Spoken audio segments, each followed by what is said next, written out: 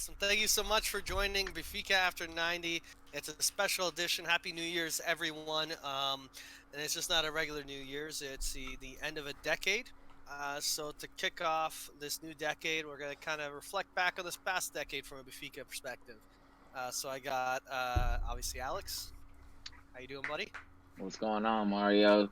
Glad to be here. Glad to celebrate. Festa. It's going to be a big festa today. Yeah, festa time now. And it can't be a festa without VinteUm. Hey, Right. what's going on? There we go. Perfect. And so it's just gonna be us for this show. Really, it's just having fun. It's fun memories, kind of the year. So we're gonna kind of be breaking it down to myself, Alex, and Leash, talking about these memories from the last decade. Some of them might be like moments of a play per se, or just a general feeling that happened during whether it be a game or a time period. But we're gonna kind of count down some of those top memories throughout this decade, some of those ups and downs that we had. Gonna look at a little bit of numbers and stats because I do like numbers. Yeah. Look at kind of like your top players, your top goal scorers. How did it all shake down for the decade? Who are those main men that kind of got us across the finish line? And then it's gonna all accumulate with a nice conversation around us figuring out what the heck our starting 11 for the decade would be. And we're gonna have a fun And chat. and did you guys? I did 3 subs. On my list, I did 3 subs. I Yes. only could sit 3 guys on my Yep, bench. You know what I exactly. mean? Yeah, that's what made it harder. I There's so didn't put many any guys, subs. right?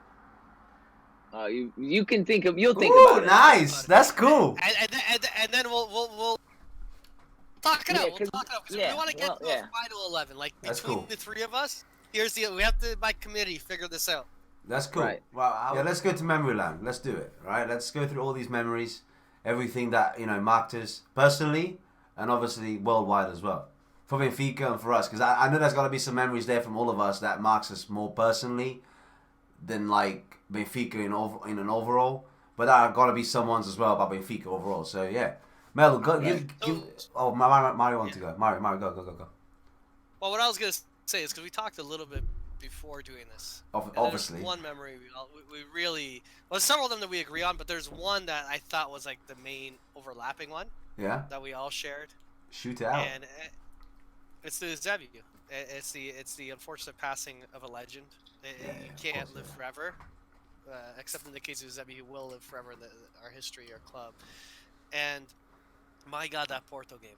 A few days after that, I Yeah, I figured think we can start off with that one. I think so. I think too, Mario. Those are also 2 separate moments because, of course, the passing is a moment in itself, right? Like the game is great, but the passing is like what he meant, Like you said. to the club, and at that point in his life, what he meant to football, because he was an ambassador for the sport. You know what I mean? Like Ronaldo, you see pictures of him and Ronaldo. I mean, it was everyone. just that moment. That moment was groundbreaking. It's shook all of us. It shook all of us. I So completely. I think those 2 things are separate, I but completely. equally a moment. Equally a top moment. Yeah, no. I completely agree when you say it's 2 different moments. So we're not talking about the game that happened afterwards. We're talking just about the loss of somebody that everybody knows. There's no point in me trying to describe how we felt about Eusebio. Everybody feels the same way. We know. It's just the moment in our lives, the moment in Benfica's, storyline. It doesn't have to be a good memory. There's going to be bad memories in everyone's storyline. So, and that's a bad memory.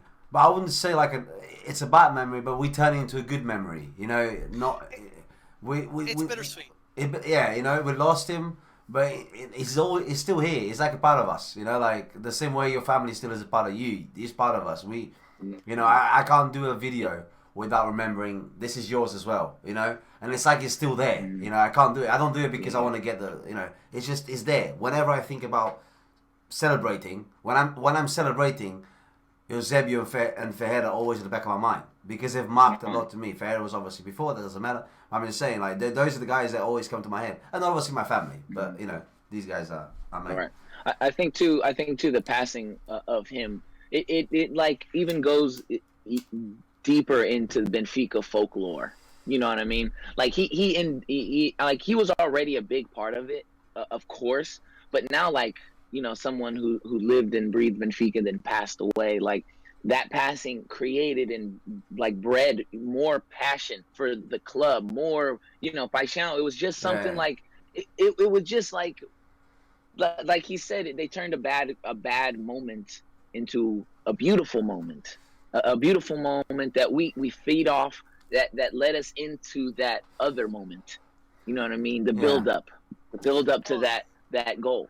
and basically, um, the whole celebration of life. What they did to the Zambi statue, where everyone started bringing in scarves and flowers, and they brought more and more, and you saw Sportingistas, and you saw other people, other fans from around the world come by and putting their scarves in there, and it turned his statue, which was already a beautiful monument outside the Stade Luge for a living legend, to a true legend in a sense. And then they did this glass encasement of it, and I'll be honest, it was beautiful, very beautiful was done.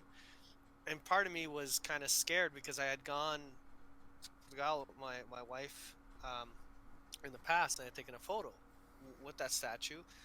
And I looked at the idea as like, oh, when my kids are older, will no one ever be able to do a photo with that? Is it forever now sealed away? Is this one of these things that we'll never have access to? And I was kind of part of me was like, I'm okay if that's the case. It is what it is, but it's kind of neat. They took a lot of that stuff, they preserved it, they put it in the museum, and they kind of put the statue back to where it was, which is, to me, I agree with it, because I think one of the coolest things at the Stade Luge is when you go there and you see all the fans. That's just such an icon at at the stadium. Like, you're going there, you want a photo there, you want it, Yeah. you just walk by it. It's always cool, but more leading into, as they did that moment for him, than they did the lap around the stadium, his final lap in the stadium. Yeah. That Yeah. was That was extremely insane. touching. Yeah. Beautiful moment. You've never seen it. You've never seen it in history for Portugal, and I don't think you'll. And I'm not being disrespectful to Ronaldo. Ronaldo, in his own right, is a legend. He's not getting a final lap at the Alvalade. Like, that's not his stadium. Like, no offense to, Yeah. but you know what I mean. Like, it's like this guy was like, he lived and breathed Benfica, and he spent his retirement years at cafes and different shops. Yeah. And he was a very approachable individual, and so it kind of, this decade concluded that living moment of him, but it also helped remind everyone what the club's about, what the history is about. It was beautiful. It was something else, and we all got affected in different ways when that happened. Yeah. But man, was And that ever a stunning display? yeah, and then Mario, to back to your moment, right? All of that passion, all of those tears, all of that beautiful moment, that lap led us in to the game, right? I mean, it was And it I transitioned into this moment. And I gotta tee this up, because here you have Porto, which have been such a dominant force in the previous decades, and here we are now. It's I believe January 2013 is the time frame. A few days ago, Zebia passed. Porto looks like they're in charge of the league. It's a very tight margin at the moment, and Benfica for this decade had yet to defeat Porto in a league match. We hadn't beat Porto since 2009. Mhm. And so it was this moment of, all of a sudden, this game takes place. The entire club shut down, the players shut down, everyone was mourning, everyone stopped doing, like, it just, everything stopped in its tracks. And a few days later, we got to play the biggest game against our biggest rivals, who were dying to stick it in us. And then all the Benfica players, they show up, but there was Zebi on the back of his the shirt, the black armband. The fans were just insanely a ruckus. They came with this energy.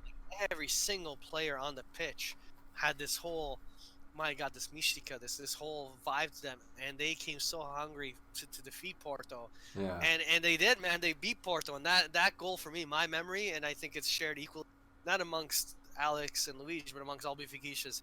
Man, that Rodrigo scores that goal, that celebration, that grabbing of the badge, and then all celebrating. Hey, that is just something that I think forever. As my son gets older, and then I have grandkids one day, should I be lucky enough to do so, I'll be talking about this game. Yeah. I'll tell you something, man. I remember that game very well, because my mum just started a cleaning business. She had this girl a woman, whatever, from Porto that worked with her. She was friends, or at least knew Macaco, right? And that's just just to let you know how much she was into Porto, right? And she was If staying you know who out. Macaque is, Yeah. he's the leader, the Right, Super the leader of Dragões. Super Dragões, yeah, like he's basically a dickhead. But so I didn't wanna watch the game with my mum and George and her because I knew it's gonna be an emotional game. It's gonna be like a game that I will cry either way, whether we lose or win. I know I will cry. And I remember I went up at the 0 minute, right, when it starts.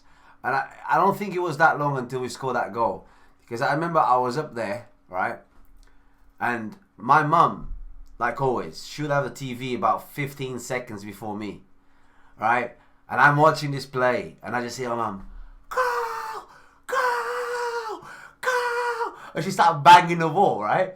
And I'm upstairs in my room thinking, there is no way that that's a Porto goal. That's got to be a Benfica goal. There is no way my mum would let that bitch celebrate like that in our house. And as soon as that ball goes in, and Rodrigo is like grabbing the shirt, going, nah, I just start crying, man. I like absolute tears. Just like it was almost like, dude, all emotion, all the negative and positive all together just went through me. It's like almost Giuseppe just left my body. Like it's incredible, dude. Like I remember, like I was crying, like, and then mum came up at halftime and she's like, "Did you see the goal?" I'm like, "Yeah, it's good. Yeah, yeah." Still got the game to go though. Trying to keep my composure, but I know the second goal came. I still cried and that, but it wasn't as emotional. It was like the No, first one was 'cause just like it felt like it was something special. Because it felt like man, I tell you, it felt like we just could never get ahead for a bit there with Benfica. Like it felt like we never, despite having won in 2009-10, right?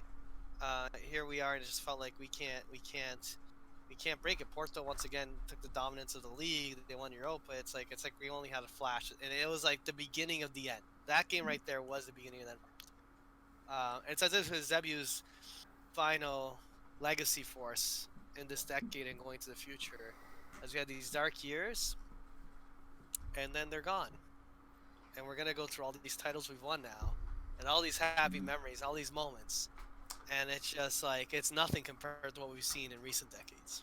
I always have. Sorry, I'll let you go in a second, Mel. I don't know. It's a part of me, right? Maybe the dumb part of me, but a part of me wants to believe that there's a reason for that, and that is a reason. You know, like we've got another force. Like when you're a human being, your only force is to support. But when you die, dude, like if something like does happen, you know, and you become a sort of a more powerful force, like you're a ghost, you know, you can, you know. I just feel like sometimes that the reason that Eusebio passed away was because we needed somebody else up there looking after us. You know, like you know, you have the vision of. I know this is like really out of the box, like, but I just get a feeling that sometimes things go a bit more right nowadays. Well, I think is because that moment, that game, those goals. I think that was beyond football that day. Because, like Mario said, Porto dominated us, and not just dominated us, but like at the luge too. They would come into the luge, bro, and they would, you know what I mean? They would embarrass us. They would put, you know, they would put boots to asses every time. Yeah. And that moment, those goals, man, it was beyond football at that time. It was. What I mean by that is it wasn't. It felt like it wasn't because it was a good play. Felt like it was meant to be. You know what I mean? It wasn't because it was a great pass. We don't remember that. We don't remember the pass. We remember the goal. You know what I mean? Exactly. We don't remember the build up. We just remember the moment and the celebration. And I think that, and I can confidently say that game is the top moment of the decade for us, and we're gonna go through a lot of them, but we'd have to all agree a strong contender. That one has to. I think that's why I want that one. Just get it out of the way because that is like overarching. I think and it's now because we got a ton more to have fun with. We all know that we all know that when we get to the end of the show, not one of us is gonna be like, you know what, that goal, Rodrigo goal, nah, we'll put it in second because there's nothing really we can say that tops that emotion. So that is the reason we went so quickly and easily through those is because we all had those fucking points. We knew that. Now we're gonna go into a sequence where I'll have some points or some memories or some stuff that is more close to me, and you guys it's not whether you agree or not with it, it's if you remember it, you know, and if you understand it. Right. Because I'm pretty sure I've got moments here that I don't want them to be the top 10. But I've still got them there because I need to mention them, you know what I mean? But Sure. I don't know, Sure. I was going to say, Melo, if you want to give us one of your memories, dude, just go for it and just do it.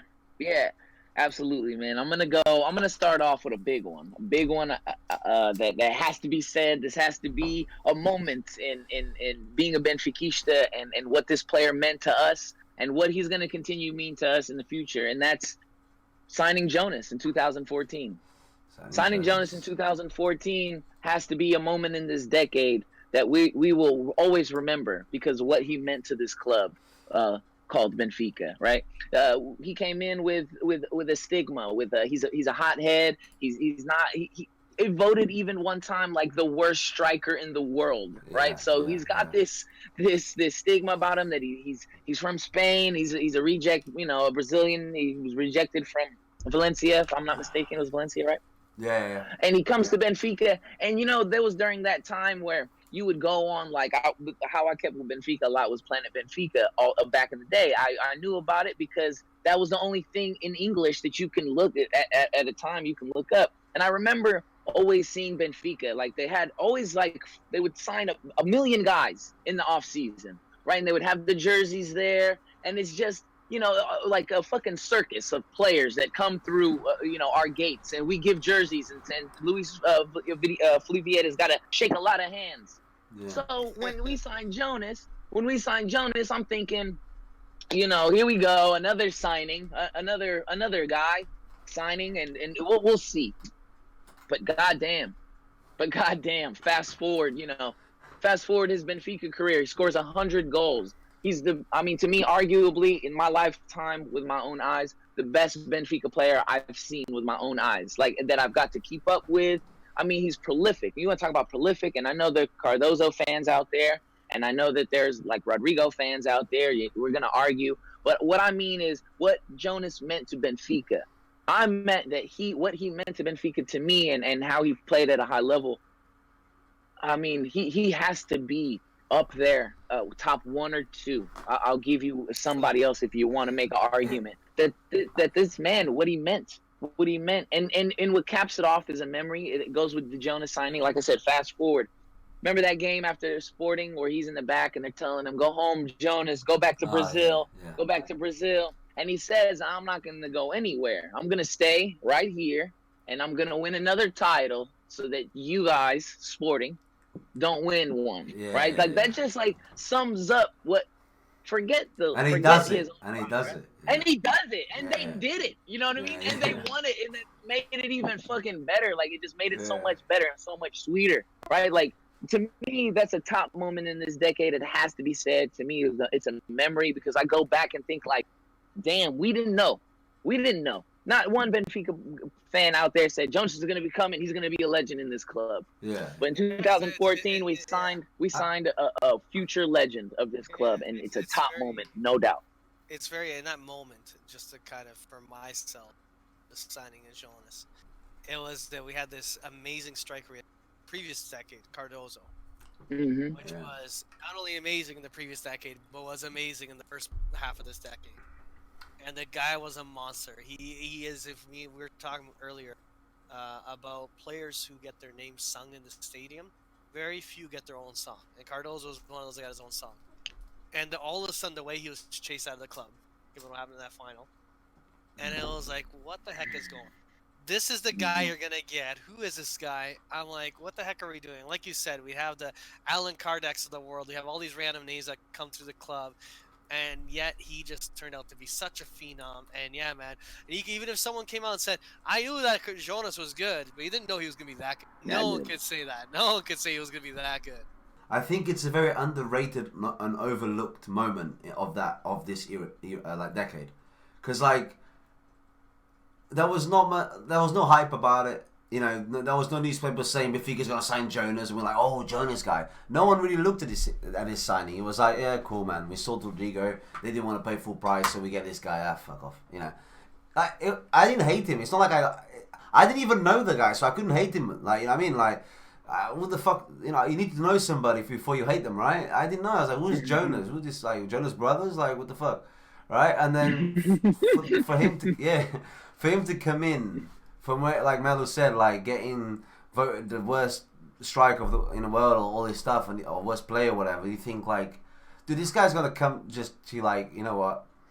I'm gonna retire here, just play 2 more years of football, and just get the check and go. He's Brazilian. You know how some Brazilians are, right? Yeah. So you know, I thought, I thought that's what's gonna happen, and then now he's like, dude, he's a legend. You know, you mentioned Cardozo, and I'm sure we're gonna speak about Cardozo at some point today. But you know, Jonas just right is up there as well. He's side by side with him, in my opinion, man. Side by side, you know, different decades and stuff, but you know, side by side. How about you, Luis? What would you say, like, in the last 10 years? You kind of mentioned there's some personal memories or certain memories to you that. I'll get this one out of the way, right? Because I don't think it should take like it shouldn't be a top 10 memory for Benfica, but it's a top 10 memory for me about Benfica, right? I took a really good friend of mine, Indian guy, cricket lover, doesn't understand anything about football, on the 25th of October 2015 to watch Benfica Sporting at home. This was the game where the Fly Emirates had this show before the game where the crew, you know, the plane crew, they will come out and do all this fire, and they were like, in case of a goal, hug the person next to you, stuff, you know, wave your scarf. And it was all fucking amazing. Everybody at the stadium was electric. You know, my friend's like, this is fucking insane. You know, so much better than fucking cricket, isn't it? Anyway, all this stuff goes by. Next thing you know, it's like 21 minutes in, and Slimani scores 2-0. Right? I know it was 21 because obviously 21. Right? I know it was 2-0 at 21. And then before half time, it's 3-0. We're losing 3-0 at home to Sporting the year just after JJ leaves Benfica. We're thinking, this is it, boys. We lost the coach. We lost everything. It's downhill from now on. But for some reason, we came out in the second half. Benfica looked stronger. They tried to change the game. They were doing their best. It wasn't one of those games where they don't play. It's, you know, they're playing. Just nothing's working, right? And I don't want to lie to you, so I want to be realistic. This is me being at most realistic. From the 60th minute to the very end, right? You can hear no-name boys, the average Vermelhos, and all the other like I want to say, not counting the away fans, right? 85-90% of the Benfica fans are singing, and all they're singing is the whole time for a good half an hour at least, at the very minimum. Eu amo Benfica, la la la la. Eu amo Benfica, Benfica. And they just keep on going. My friend, right? He looks at me for like 15 seconds, straight at me, and I can see him out of the corner of my eye. I'm like, the fuck? It's like, you alright, mate? What the fuck is going on? And he's like, I'm sorry, Lewis. I don't understand football. But you are losing, right? And I don't know, I sound Russian, I know, sorry. And I look at him. And I was like, yeah, we're losing 3-0. What the fuck? No, I know. But everybody's singing. And he's like, yeah, this is what Benfica does. You know, we're better than what's going on out there. We are this here. And he's like, fucking unbelievable. I'll never forget it when he's fucking unbelievable. And he's got a scarf and he's trying to sing and he's like, oh, Benfica. And he just knows a Benfica bit. He's like, Benfica.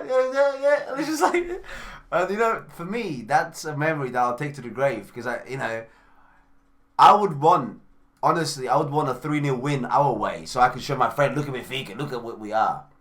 But I didn't get that. Because that's more important. I showed him more. I didn't show him when we win. I showed him when we lose. You know? Every time we talk, he's like, how's Benfica getting on, man? I was like, oh yeah, we won the title again. And he always goes, fuck, we must have gone to Portugal the only time you fucking lost. He always said, you know? And it's like, man, it's always there. But yeah, man, I don't expect that to be top 10. Don't worry. You know what? No. Actually, because for me, and I don't know about Alex, I actually jotted down, that was part of an overarching moment. We kind of built up this situation with Georges Jesus, and he did very well for us. But the way we parted ways wasn't pretty. It was with a hothead across the street would divide you. A lot of nasty words said to Benfica, the club. George Jesus was in on it also. As soon as he leaves that season, that fall, you're hearing stories that he took some of the players' phone numbers. There's harassment of players getting calls. There's this, oh, Yes. you're not on. It's a Ferrari without a driver. You're gonna see it's a joke. You hired a bum. This guy's a bum, and we lost the Porto already. We're like a shitload of points back, and we are Sporting smashed us 3-0. Yeah, But man. the That's fan here, it. even George Jesus, after that game, came out and was like, "This is something else." Like even he was like he was in shock. He's all of a sudden, I'm the big guy who left, and that's the moment he realized it wasn't him that was big. He was just big because he was with us. Yeah, yeah, definitely, That definitely. just hit. That's when it hit, and that moment kind of leads into like a moment where all of a sudden we're like 8-10 points back. And I actually had written this down, and when I was looking at it, it's yeah, October 2015, and then we kind of just lead in a couple months later, and that constant backing, the fans never giving up. You get this kid Renat Sanch, because the reason why George Jesus left, the reason why Ruben Totti came in, is this idea. Part of this decade is the belief in the main Seychelles, the belief in developing superstar talents that can be superstars. Stepping away, that we had this idea of building talent, but kicking Bernardo Silva to the curb because he wasn't ready, because we only dealt with established guys. And that season was the Sumida season. That was the Renat Sanch season, the Lindelof. It was all these young guys coming up. And Renat Sanch gets that beautiful goal, the one goal in the league that he gets.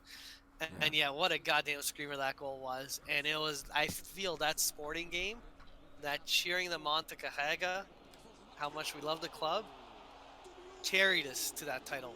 Carried us to like the Tricampeon, it kind of like they tried to steal everything from us, and for a moment it looked like they had us down, and that's when we just kind of did the snap on them, and they just fell apart, and Yeah, we just asserted our dominance. yeah, yeah, definitely, definitely.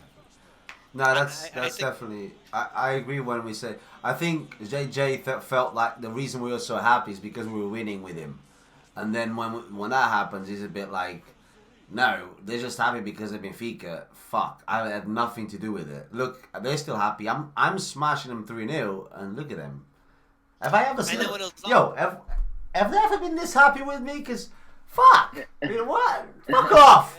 You're supposed to be crying. You know, like that. it's like, I'm supposed to win here. I left Yeah, you for this. It's yeah. like, hey, Yeah. that bitch you left with, she's got a couple of moles and warts, and she's a couple pounds heavier than you think she is. And Yeah. turn on the lights and take off her makeup. It ain't a pretty sight once you get to see No, what's in there. that's too long. You just tell him she's got chlamydia. Like, you see that new girl you got? Yeah, yeah, yeah. She got chlamydia. Well done, bro. Anyway, man. Yeah, man. Oh man, that's hilarious. Right. Hey, how about you, Alex? Man, anything else you'd say next in terms of some memories of yours? Yeah, man, I'm gonna steal Luis's thunder a little bit. You I'm bastard. Sorry, Luis, I gotta do it. Since we're throwing Sporting under the bus, I'm going to I'm gonna bring out the João Felix goal. Oh, okay. I got to. At least I got not to, my yeah. favorite. It's I not got okay. not that one, not that one. I've got to bring out the Felix goal. It wasn't a winner. It was a tie, right? But I think it was a moment where we all had. I think unlike a lot of other players, we all knew João Felix was gonna be what he is. I don't care. You know, we all did. Maybe a handful of people thought, I don't know, had doubts, but the majority, I'd say 98% of Benfica fans knew that this kid was something special. He's not getting the minutes as much as we want. The build up to this game of Sporting, we want him to play. Rui Vitória is being a little Rui Vitória. Makes the late substitution. I want to say like the 70th minute or something like that. João Felix comes in. And João Felix immediately inserts, dominance, or at least inserts himself into the football world. Yeah. And when that cross came and he put a head on that ball and tied that game, it was a moment, a satisfying moment, I'd say, in this decade. One of those, like, confirmations that we know what the fuck we're talking about when we're talking about Benfica players. Sometimes we get it right. Yes, we're just fans. We're not professionals. But sometimes we get it right, and we all get it right. So Yeah. it's a moment for us all to be proud of. The kid comes in, puts a head on the ball, and he rises up. I don't want to say Ronaldo height, but he rises up, Felix height, man. It's a ball on the back of the net, and we get the draw. We salvage it. We eventually become champions that season, but that might be another memory for somebody. But that moment, you know what I mean? But that moment was, for me, is a very memorable moment, because I knew from that moment on that this kid was going to just shine. He was going to be special. Every time he stepped on the field, he was going to do something, and he did. And I just trace it back to that one moment where he finally got to show I'm for real. I'm come up in the Seychelles. This is what we are producing. This is what Benfica's producing, and it was a proud moment for me as a Benfica fan. That moment, like I said, it wasn't a win, but they're not all wins. You can't win them all, right? But you can win the moment. Might not win the game, but you win the moment. And Sporting is not going to see a player like that, and I can't even tell you how long. But the fact that we did it against him, against them, the way we did it. Man, I'll never forget that. I'll never forget that goal. For me, it's like we knew. He told us, but that day, he told them. Like we knew exactly. Like so many conversations now with Sportingistas, like, nah, man. They were talking to me about this Javal guy, whatever his fucking name is, and it's like, nah, I don't have that guy. fuck him. Anyway, it's like this Benfica pod, and I'm like, the guy is like. Oh, but he's good too, and he's got to do wonders. I'm like, yeah, cool. I'm not saying he's not, but this guy's next level. Oh, no, but our guy, I was like, look, I got you. Compare your guy with Salvio, I'll probably give it to you. But this guy is next level stuff. Like, this is not like, the Pieces and Bruno Fernandes. This guy is, like, younger, and he's got, like, this guy's... Oh, okay, cool. All right. They come, boom. Okay, so let's go back to that conversation. Do you believe... Oh, yeah, that's a point. Okay, thank you. Like, if I'm not mistaken, Jovan Cabral played in that game. That's what we're talking about. He came on as well. He played in that game, man. He did nothing. Nada. And Felix came as a sub. Felix came as a sub, I believe. Felix came on a sub, and he started that game. Yeah. That's it. So, that's how it happened. Yeah, man. Go, Mario. Do you have a moment? I want to hear one of your moments. A moment... a precious moment to me. It's precious both to the club and then there's a personal aspect to myself. But this decade had something that no Benfica prior to this decade had ever seen in their lives. A couple years prior to that João Felix moment, we had the Tetra. Never had Benfica won a Tetra before. Yeah. And that moment is that Guimarães game, that second last game of the season. Not that we need to win, but it's a situation that if we didn't win in Guimarães, if we had drawn, we'd have to go win it in Boa Vista in Port in the final game, and it was a nerve-wracking game, and it was the first game I took my son to. The first game I went to with him, which was very cool. I got front row seats, just not at the no-name boys, but like in the front row, a bit to the corner, so you could see it, but not be in the anarchy. I've been there. He was little. He was 5. And man, his expectations are fucked now. I'll be honest, man. He's expectations to what a Benfica game is. You saw the title lifted. It was the whole accumulation of us. We talk about how we turned this curve. We started coming on that we can move past George Jesus and continue to win. We can continue winning under a new model, a new style, using the youth players we got, and then we can go and make a record and break the dominance that Porto had and take control of this decade to say this is our decade to get that title. To get our 5th title of the decade at that point.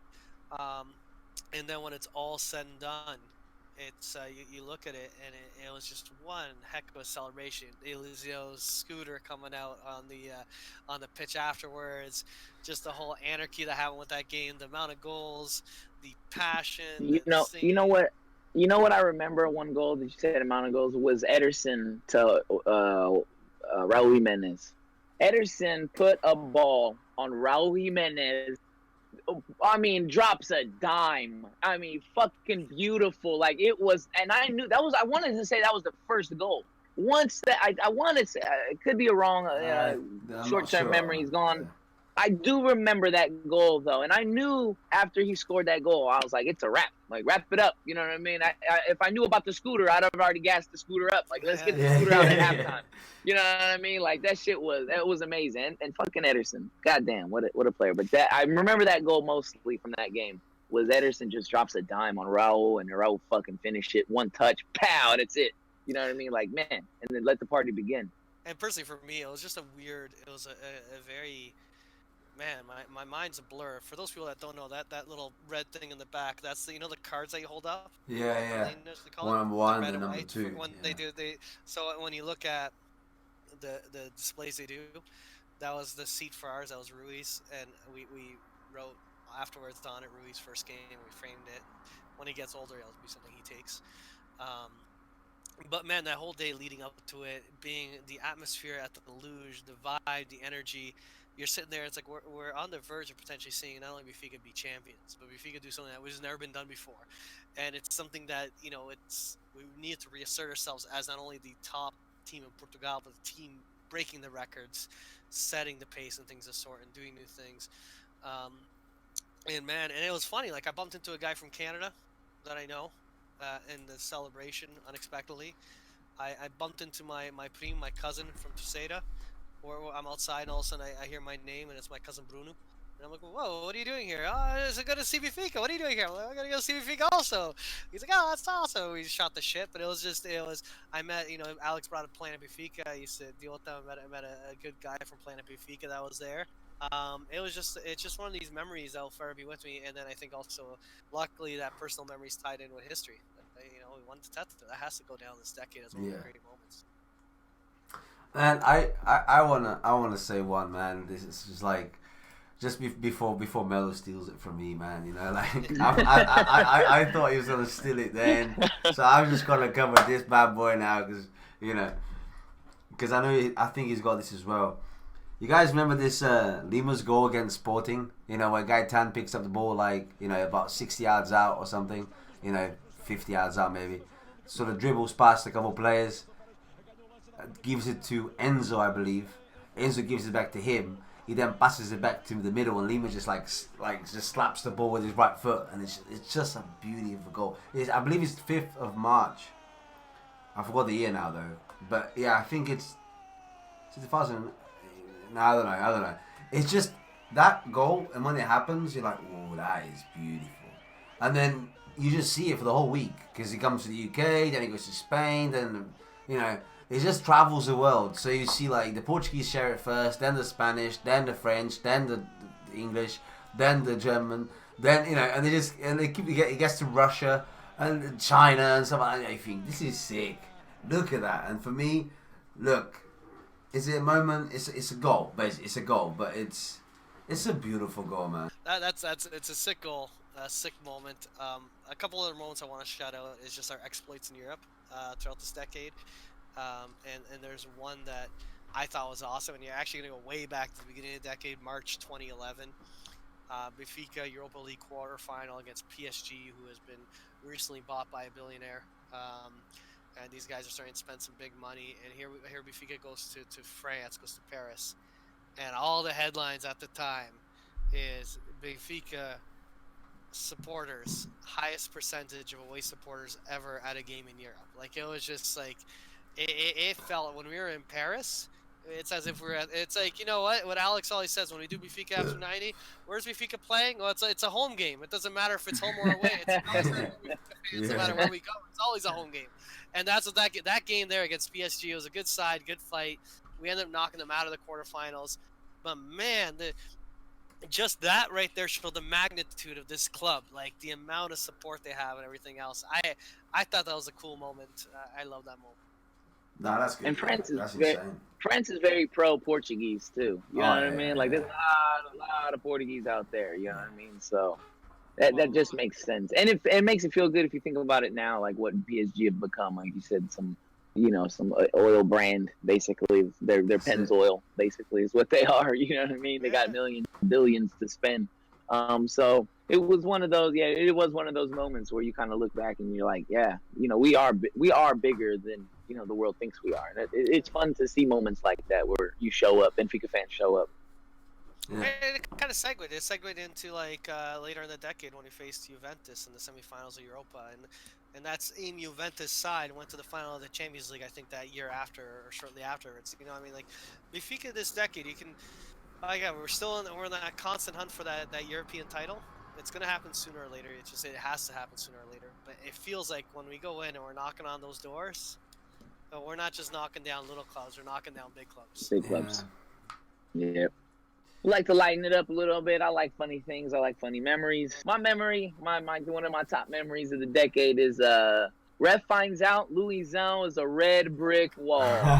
I brought this up earlier when I was talking to you guys. It was you kind of almost forget it, but once somebody brings it up, you're like, holy shit! Like, yes, I remember. I didn't find out the game. We do know it was a I didn't know the dates or anything. I know it was a preseason game against Fortuna Dusseldorf. There was a questionable call that happens in the middle of the pitch. Louis Sound comes out of fucking nowhere. With his 30 pace. Out of the bancada, yeah.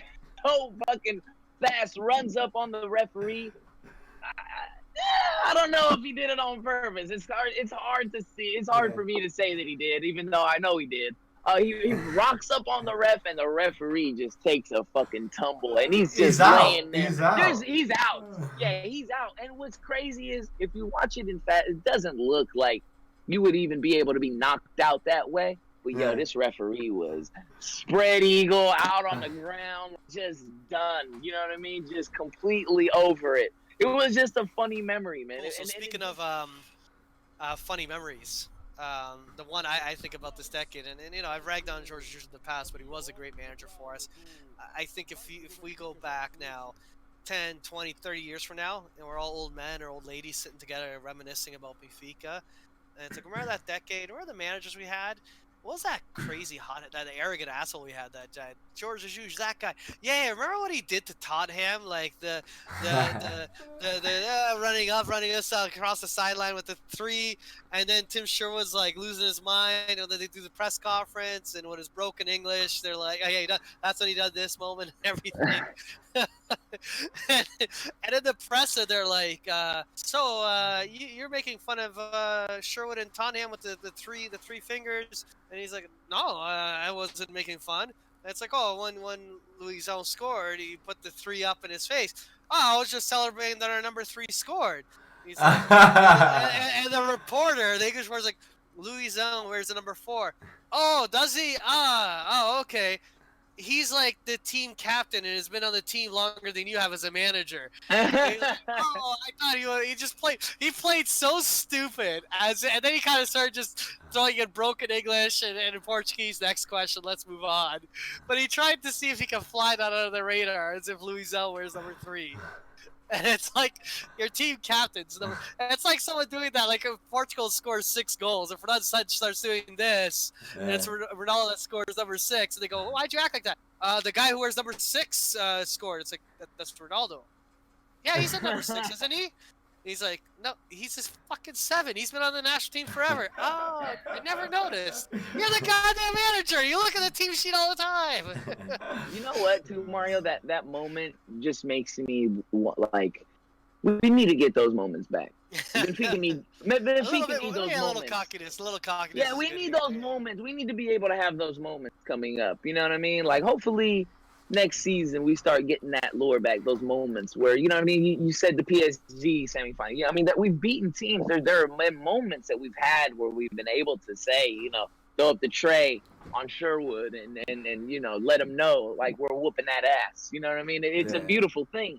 I just, man, thinking about that moment, like we need that back. I want that back. I'm not saying I need JJ back. I just want that, you know, that we're here. We're European swagger. Yeah, that's European swagger. That's exactly right. That's exactly right. That's what I need back. Swag. Yes. How about 10-0 though? There we go. I was thinking that right there. Huh? Oh no, go ahead. Yeah, I'm just saying, like, we're talking about, you know, funny moments. I mean, this is one of the moments that makes you laugh, right? 10-0. Like, I honestly, like, how many people can say in the world they've seen their team win a league match 10-0? Like, The ones that friendlies. play on FIFA, they do like manager Yeah, mode on fuck FIFA. FIFA. Nah. FIFA, yeah, sports. It's a shit game. But like, it's what I'm saying though. Like 10-0. Like, do But you ever literally, think that's you'd the be fun of able a to see video me? game. It's not realistic. It's Exactly. insane. But like, do you ever believe that that could happen against a Premier League? I think maybe against a Copa de Piedad, maybe on but not like Nacional. Like, I know That was an they've. ass whooping, man. That's 10-0. Like, you rage quit before then, right? I They remember wanted to rage specifically quit. that day. I remember specifically that day. I'm in the living room.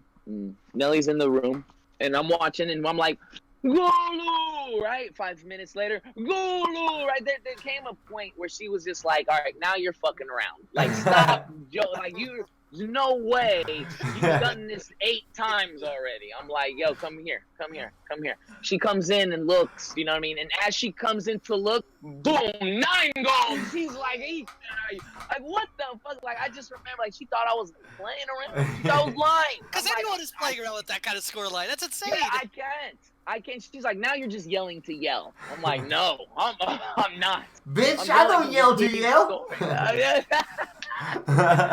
It was amazing. I remember specifically that day. Specifically, that was amazing. You know, I also remember too. I'm sorry to take over the memory, but them crying.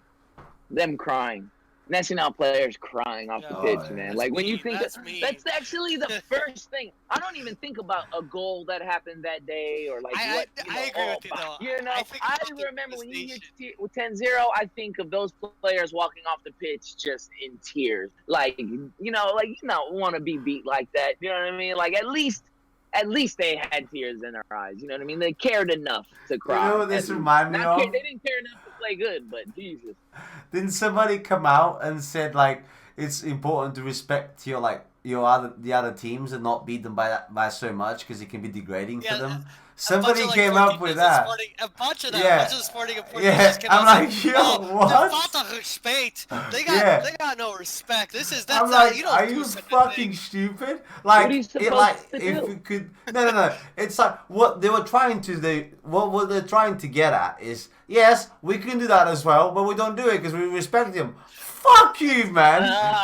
Fuck you. You can't Bro, do that. you can't do that. No one does that. No one does that. Do you ever. think Port would give a shit about anyone if they could do that? They'll be doing smashing 15 if they could, but hey, you haven't got the skill to do so. So shush the fuck down, sit down, watch the game. What's that you got there? What's that? Some fruit? I don't want no fruit, bro. Watch the game. 10-0. You gotta respect. What do you mean respect? Well, it's one of those things. If any fan watching this right now, they go back in time and they think of high-scoring games. And you go, I remember this one game, it was 4-0, and you remember that feeling, oh, we got 4 goals. Yeah. And the games you've seen where they get to 5-0, or even like a 6-goal game, you're like, oh man, but that game was just, it's felt fake. It was really, you're watching like, another goal. I don't know. This is, I'm having a stroke. I'm dying. Just after Laj started in Benfica, there was a moment, like, I want to say like a month or two, no, not two, like a month and a half, where winning 4-0 wasn't good enough. I remember like watching games. I think there's like in 5 games we win like 4-0, 3-0, 4-0, 10-0, and it's just like, this is not good enough, man. Like, after the 10-0, winning 3-0 is like, guys, we could, nah, man, at least 6, at least 6. And then it's like 3-0. And the next game, 4-0. Okay, better, but we need more. Come on. We need to go back to the I remember that, and I'm thinking, man, we're getting spoiled, man. It screwed our minds. So this past season, to like get towards the end of this decade, over 100 goals. And the majority of those 100 goals came in that second half of that season.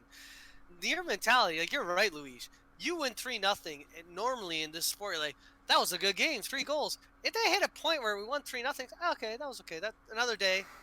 Hey, Mario? Did you get how many goals we scored this decade? The total decade goals, I think we do have that written down somewhere. Man, those are some amazing memories. I tell you, there's so many more that Luigi and Alex and myself were talking about for quite some time, about kind of different moments, different events that happened, and my God, we can keep going on forever. we're hoping you guys get a chance to, on the comments, put on your memories, because there's lots we didn't discuss, and we just love different Benfiquistas talking to each other about these ideas. So if you guys get a chance to share, it's amazing. And this is part one of kind of what we're doing to recap this decade, covering off these memories. And now we're going to go into part two, which you got to go on VinteUm's channel, which you check out in the description.